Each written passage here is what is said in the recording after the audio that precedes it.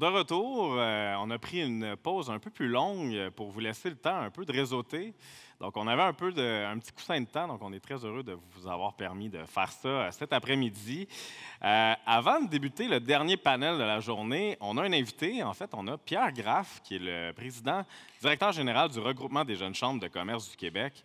Il va venir présenter son étude sur la main-d'œuvre.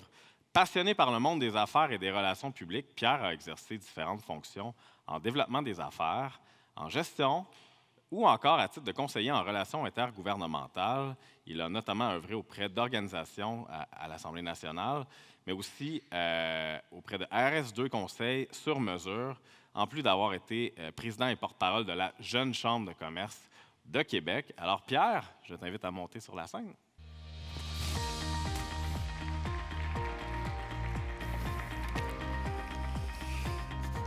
Alors bonjour à toutes et à tous. Merci Philippe. Puis d'ailleurs, je tiens à remercier vraiment Charles et toute l'équipe de la FCCQ qui ont organisé l'événement aujourd'hui. Je pense qu'il mérite une bonne main d'applaudissements pour cet événement extraordinaire. Donc merci Philippe pour ça. 18 mois de changement, beaucoup de tendances qui se dessinaient, mais concrètement, qu'est-ce qui va rester? Qu'est-ce qui va se matérialiser dans le marché du travail? C'est justement ce qu'on a cherché à savoir au regroupement des jeunes chambres de commerce du Québec avec ma merveilleuse équipe. Lorsqu'on s'est assis il y a quelques mois, on s'est dit, mais écoute, il faut vraiment qu'on fasse quelque chose parce qu'on a l'impression qu'il commence à y avoir un décalage entre ce qui se passe sur le marché du travail, peut-être la perception qui existe chez les employeurs, la perception qui existe chez les jeunes professionnels. Et c'est pourquoi on a décidé de créer la série Travaillons ensemble. Travaillons ensemble. Dans le fond, si ça avance, en plus, ce serait merveilleux, la présentation. C'est un portrait global, statistique, des besoins des jeunes liés aux conditions de travail, mais pas seulement. On parle de santé mentale, on parle de conciliation travail-vie personnelle et de plein d'autres éléments qu'on a cherché à étudier. On se base sur une série de 6 sondages qu'on réalise en collaboration avec Léger Marketing et les jeunes chambres de commerce à travers le Québec. J'ai la chance d'en représenter 44 au quotidien avec des ailes jeunesse. D'ailleurs, je salue toutes les chambres de commerce qui sont représentées, qui ont des ailes jeunesse, qui sont membres du regroupement aujourd'hui. Et on avait un deuxième objectif à travers cette série-là, c'est de créer un dialogue intergénérationnel avec vraiment les jeunes professionnels d'un côté, les employeurs de l'autre, travailler ensemble, vraiment étudier ce qui se passe, puis donner le portrait le plus clair qui fera qu'on aura vraiment un marché du travail qui est à l'équilibre entre les perceptions qu'on a d'un côté et de l'autre et faire qu'on mettra toutes les conditions de notre côté pour avoir une économie prospère. Maintenant, si on s'intéresse directement à l'éléphant dans la salle, qui est en fait le télétravail, ça a été l'une des premières choses qu'on a regardées évidemment, et là, c'était sans appel. 89% des répondants entre 16 ans et 35 ans qu'on a sondés disaient que le télétravail est là pour eux pour durer.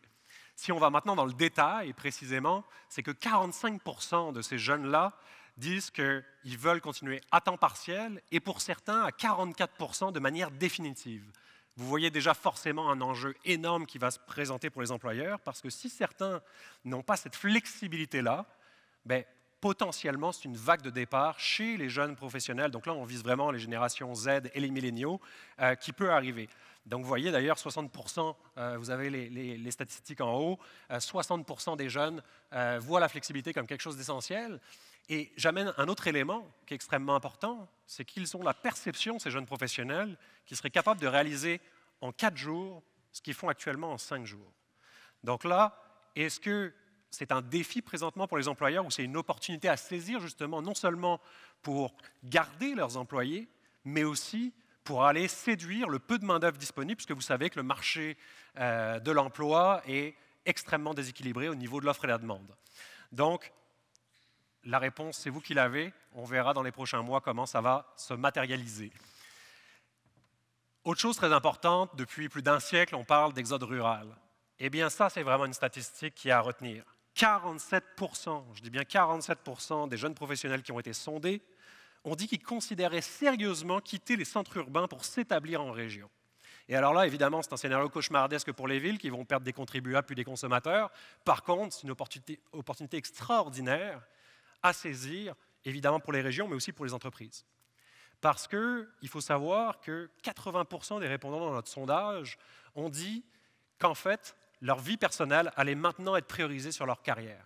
Et ça, c'est vraiment un changement de paradigme extrêmement important, sachant qu'auparavant, le carriérisme, si on peut appeler ça comme ça, était vraiment ce que tout le monde poursuivait. On allait dans des stades très spécifiques là-dessus, d'ailleurs. 27% chez les hommes disent que leur carrière passera avant leur vie personnelle, et c'est seulement 9%, donc 3 fois moins chez les femmes. Donc là encore, comment les entreprises vont s'adapter à cette réalité-là et à saisir vraiment cette volonté de profiter, d'avoir un certain bien-être, plutôt que la pression qui est liée au monde du travail. Eh bien, vous verrez dans les prochains mois comment ça va se passer, mais c'est encore une piste que vous pouvez étudier. D'ailleurs, et ça c'est peut-être l'un des points positifs de la pandémie, si le bien-être a pris plus de place, c'est peut-être parce qu'on a parlé plus de santé mentale.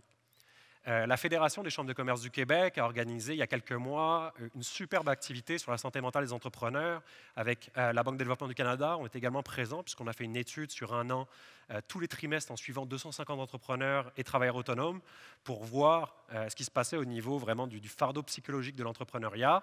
Et je pense qu'il y a vraiment une prise de conscience collective à quel point la santé mentale est extrêmement importante, et c'est le cas même chez les jeunes professionnels. Et on peut voir le verre à moitié plein ou à moitié vide, mais en tout cas, 51% des répondants ont dit qu'ils pensent que leur employeur ne fait pas assez de choses au niveau de la santé mentale.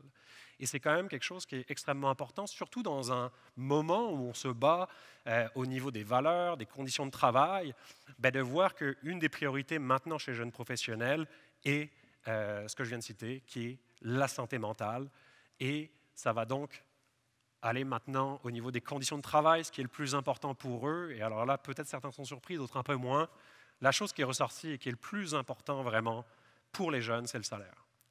Donc, ça, par contre, c'est un phénomène qui potentiellement va être inquiétant pour les employeurs, parce qu'il y avait déjà une guerre des salaires.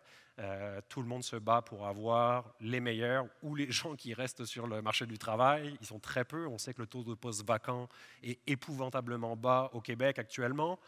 Et donc, 60% des jeunes ont classé le salaire comme étant la chose numéro 1, comme la chose la plus importante, et 22% pour la flexibilité.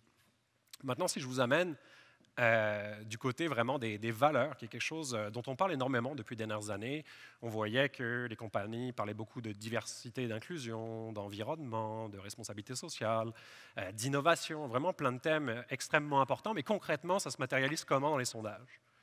Maintenant, le bien-être, à la sortie de la pandémie, 43% des jeunes professionnels ont identifié le bien-être et la santé mentale et physique en premier.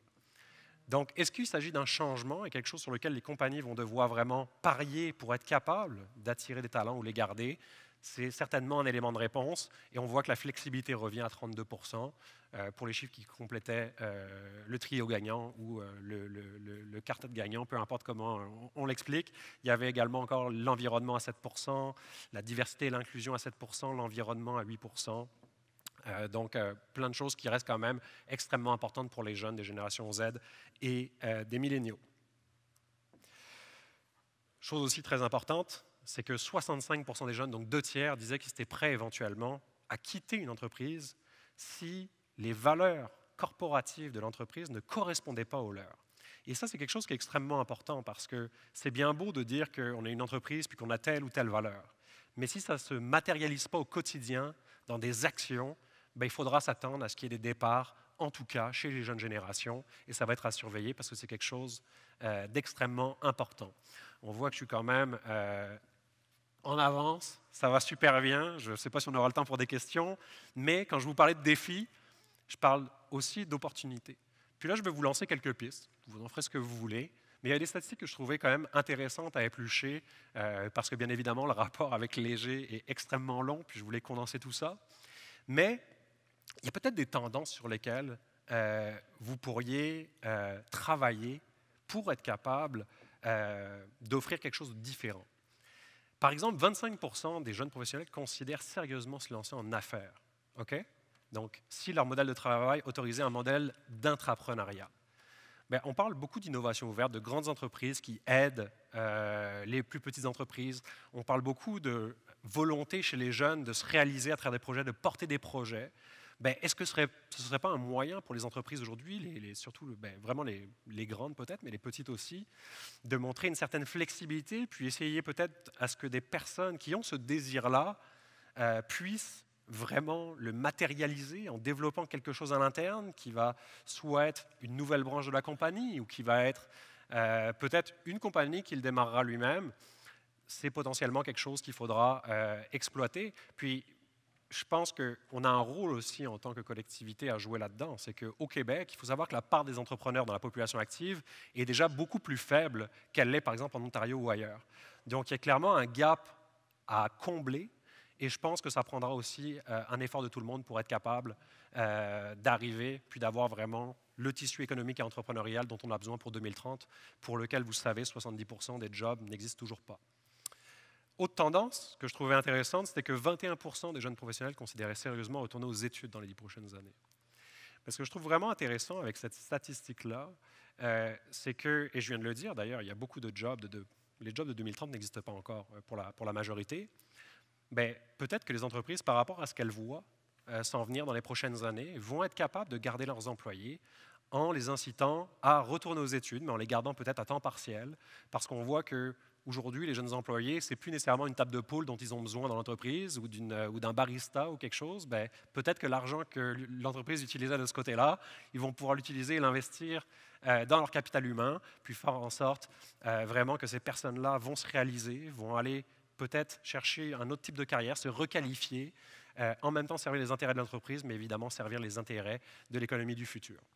Donc voilà, très brièvement pour l'étude. Il y a d'autres statistiques que je serais ravi de partager avec vous. Il faut savoir d'ailleurs qu'on aura un groupe de réflexion, si vous avez des jeunes professionnels qui sont intéressés, le 25 novembre prochain. Donc on a un focus group animé par Léger, qui fait partie vraiment de notre première tournée. Et on aura d'autres échanges qui vont être faits, une autre tournée auprès des employeurs, d'autres organisations. Puis on est toujours ouvert s'il y a des entreprises qui veulent participer, puis nous dire, écoute, Pierre, ça m'intéresse qu'on fasse une table ronde, soit avec mes employés, soit avec d'autres compagnies. On sera ravis de le faire. Puis tout ça fera l'objet, donc toutes ces discussions, des pistes que notre comité aviseur qu'on a créé pour le projet Travaillons ensemble va mettre dans le deuxième sondage, où on a déjà, par exemple, certaines pistes de choses à explorer, notamment au niveau des horaires. À quoi ressemblent les horaires réellement des jeunes professionnels quand ils sont chez eux? Le 5 à 9, ce n'est plus nécessairement le modèle qu'on va prioriser. Est-ce qu'il y a des personnes qui commencent à 5 heures puis qui finissent à midi pour pouvoir avoir leur après-midi? Est-ce qu'il y en a qui coupent leur journée en 4 avec des pauses de 2 heures parce qu'ils ont envie de voir Netflix puis se changer les idées? C'est le genre de choses qu'on aimerait savoir, puis le genre de pistes qu'on va exploiter, enfin, du moins explorer en tout cas avec le comité aviseur. Donc, j'espère vous avoir donné vraiment quelques pistes intéressantes à exploiter pour vos membres ou pour les compagnies qui sont présentes avec nous. Et écoutez, ça me fera plaisir de répondre à vos questions après. Je sais qu'on a un super panel qui s'en vient. Et si jamais vous voulez me contacter, ce n'est pas très compliqué. Il n'y a qu'un seul Pierre Graff au Québec, donc le courriel n'est pas dur à trouver. Merci à toutes et à tous.